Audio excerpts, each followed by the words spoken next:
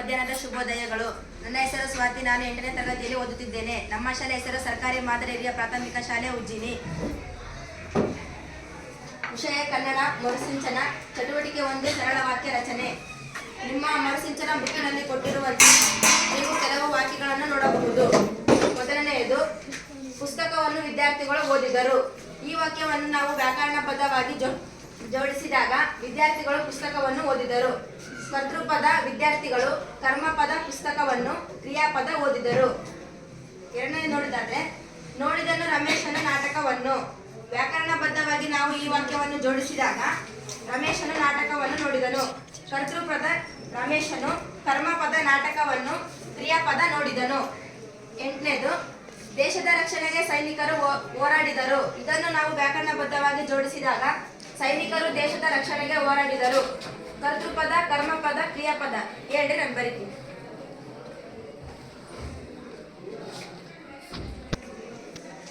ಈ ವಾಕ್ಯದಲ್ಲಿ ಕರ್ತೃಪದ ಯಾವುದು? ಸೈನಿಕರು.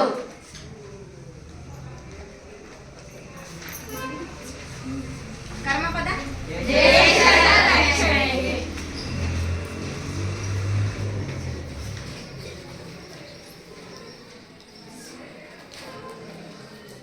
ಕ್ರಿಯಾಪದ ಹೋರಾಡಿದರು.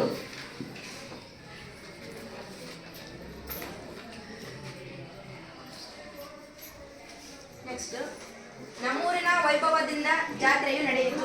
ಈ ವಾಕ್ಯವನ್ನು ನಾವು ವ್ಯಾಕರಣಬದ್ಧವಾಗಿ ಜೋಡಿಸಿದಾಗ ನಮ್ಮೂರಿನ ಜಾತ್ರೆಯು ವೈಭವದಿಂದ ನಡೆಯಿತು. ನಮ್ಮೂರಿನ ಜಾತ್ರೆಯು ವೈಭವದಿಂದ ನಡೆಯಿತು. ಕರ್ತೃಪದವನ್ನು ಹೇಳ್ತೀರಾ? ಹೇಳಿ. ನಮ್ಮೂರಿನ ಏನಿದು? ಕರ್ಮಪದ ಯಾವುದು?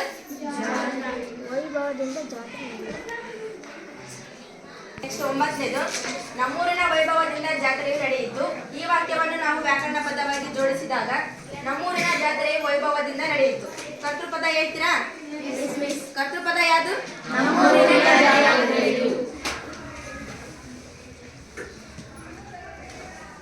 ನಮ್ಮೂರಿನ ಜಾತ್ರೆಯು.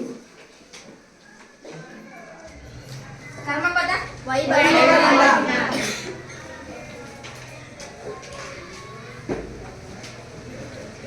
ಕ್ರಿಯಾಪದ ನಡೆಯಿತು.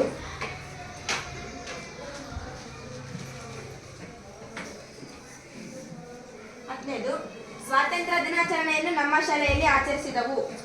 ಈ ವಾಕ್ಯವನ್ನು ನಾವು ವ್ಯಾಕರಣಬದ್ಧವಾಗಿ ಜೋಡಿಸಿದಾಗ ನಮ್ಮ ಶಾಲೆಯಲ್ಲಿ ಸ್ವಾತಂತ್ರ್ಯ ದಿನಾಚರಣೆಯನ್ನು ಆಚರಿಸಿದವು. ಕರ್ತೃಪದ ಹೇಳ್ತೀರಾ? Yes miss. ಹೇಳಿ. ನಮ್ಮ ಶಾಲೆಯಲ್ಲಿ.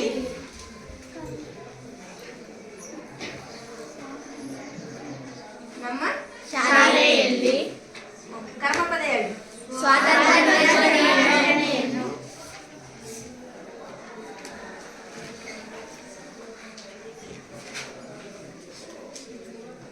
ಸ್ವಾತಂತ್ರ್ಯ ದಿನಾಚರಣೆಯನ್ನು.